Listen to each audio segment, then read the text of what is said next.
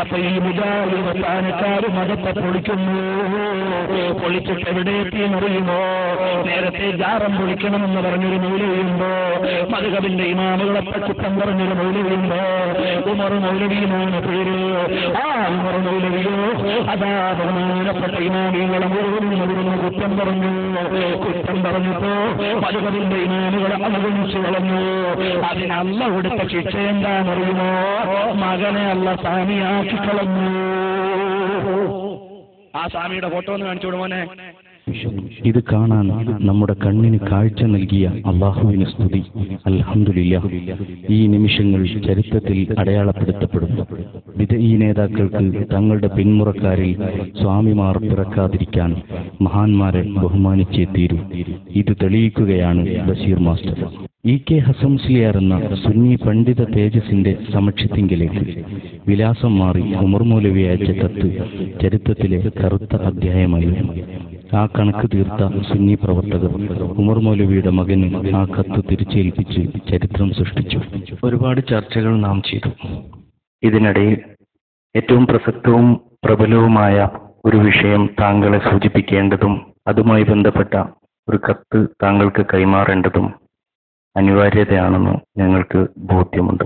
മുസ്ലിം കേരളത്തിന്റെ എന്നല്ല മുസ്ലിം ലോകത്തിന്റെ മുഴുവനും ശ്രദ്ധാകേന്ദ്രമായിരുന്ന EK ഹസൻ മുസ്ലിയാർ എന്ന ഏറ്റവും വലിയൊരു ഇസ്ലാമിക പണ്ഡിതൻ രോഗഗ്രസ്തനായി കിടക്കുന്ന സമയത്ത് ആശുപത്രിയിലേക്ക് താങ്കളുടെ പിതാവെന്ന ഉമർ മൗലവി ഒരു കത്ത് കൊടുത്തയച്ചിരുന്നു.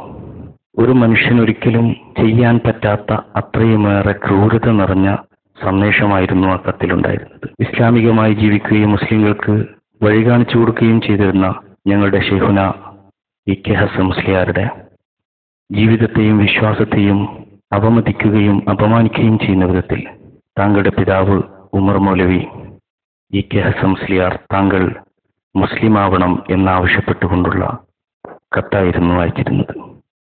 ആ കത്ത് താങ്കളുടെ പിതാവ് എന്നോ താങ്കൾക്ക് എഴുതി വെച്ചതാണ് എന്ന് ഞങ്ങൾക്ക് തോന്നും വിധമാണ് ഇന്ന് അങ്ങയുടെ ജീവിതം.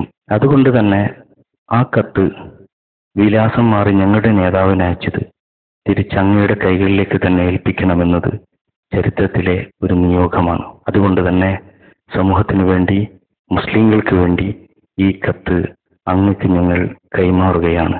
അങ്ങ് ഇതൊന്ന് വായിച്ചു നോക്കണം. ഈ കത്തിലെ ആശയം ഉൾക്കൊണ്ട് അങ്ങ് യഥാർത്ഥ പാതയിലേക്ക് തിരിച്ചു വരണമെന്നുകൂടി മുഖാമുഖം മാസികയുടെ പ്രതിനിധികളായ ഞങ്ങൾ അഭ്യർത്ഥിക്കുകയാണ്.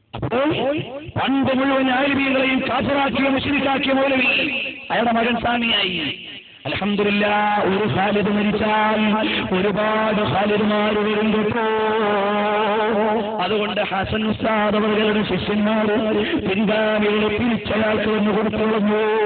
അയാളുടെ മകന് പ്രിയപ്പെട്ടവരെ മനസ്സിലാക്കണം, ഒറ്റ കാര്യം കൂടി പറഞ്ഞിരിക്കുകയാ. ശിർക്ക് എന്താണ്, തൗഹീദ് എന്താണ്, ബിദ്അത്ത് എന്താണ്, ഇബാദത്ത് എന്താണ്, ഇത് മനസ്സിലാക്കാതെ ജനങ്ങളെ വട്ടം കറക്കാറിറങ്ങിയ വഹാബികളുടെ സീഡികൾ നിങ്ങളുടെ വീട്ടിലെത്തുന്നു. വഞ്ചിക്കപ്പെടരുത്. ശരിയായ ദീൻ ഉലമാഇനോട് ചോദിച്ചു പഠിക്കണം. നമ്മുടെ മുൻഗാമികൾ കാണിച്ച പാതയിലൂടെ മുന്നോട്ട് പോകും.